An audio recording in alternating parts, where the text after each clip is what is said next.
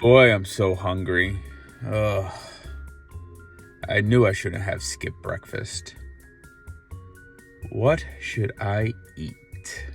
Ooh, KFC. Don't mind if I do.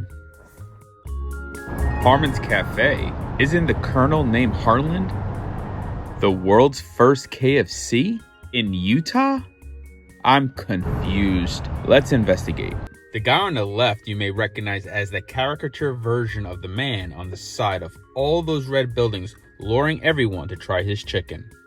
But the gentleman on the right is Pete Harmon. Yes, that Pete Harmon. They both met sometime way before I was born and discussed business. Pete Harmon had a restaurant called Harmon's Cafe, which is the building you see here in Utah. And Harland also had a cafe called Harland's Cafe back in Corbin, Kentucky, where he first introduced the world to that famous 11 herbs and spices.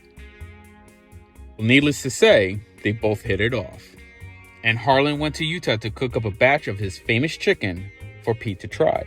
He was so impressed that he agreed to give Harland a nickel for every chicken he sold at his restaurant. With a new product to sell, it needed a name. He hired a sign painter to advertise the new product as fried chicken. But because fried chicken was just too generic and vague, it was then decided to call the new item on the menu as Kentucky Fried Chicken, from where it was originated.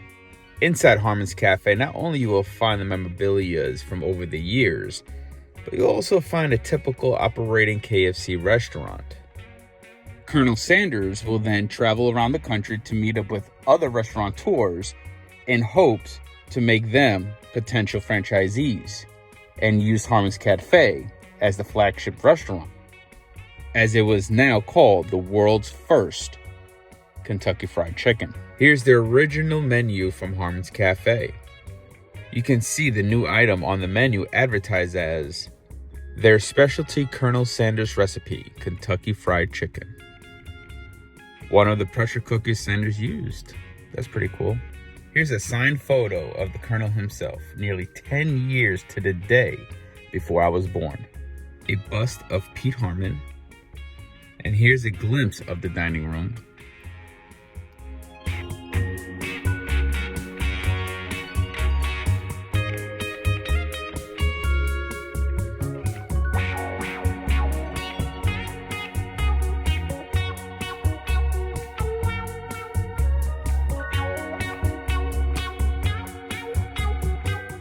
Look at that. The Colonel was the original celebrity chef.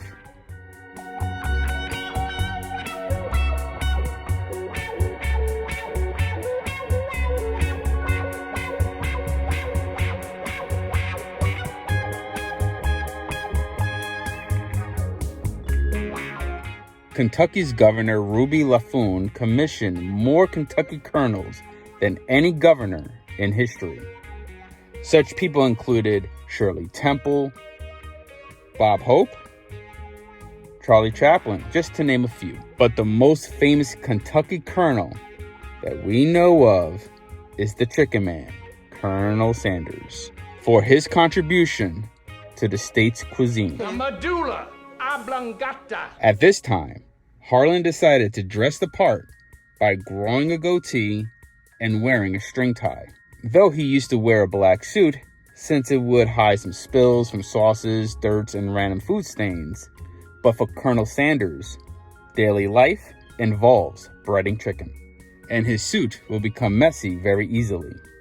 So Harland would switch to the white suits to better hide the flour he was constantly splattered with. Here's all the jobs Sanders had over the years. Is anyone else troubled to learn that he was an amateur obstetrician?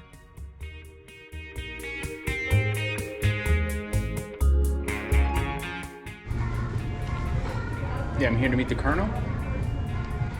He dead. What? I say he dead. Is Mr. Sanders in? What wrong with you? I say he dead. The Colonel! Staff here probably always gets wackos, such as myself, filming the dining room.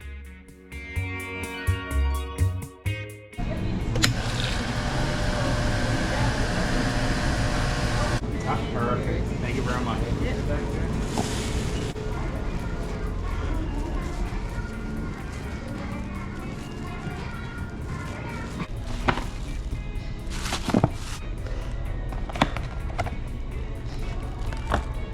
Look at that. I asked for all original, and they gave me one crispy.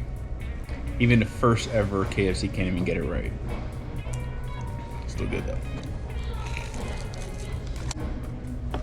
Nah. Original's better.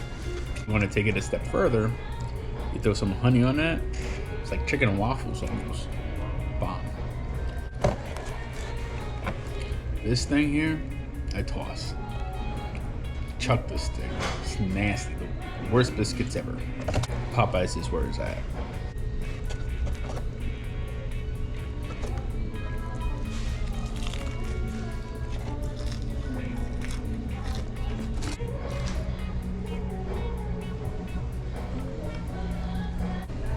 Oh my gosh, she's knocked out.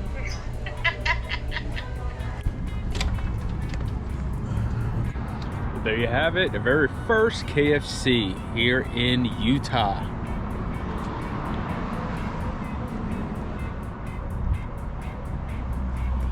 Looks like a KFC, tastes like a KFC.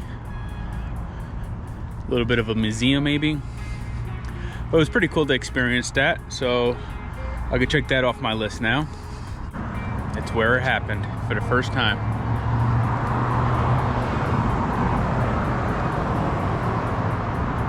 Harmon's Cafe.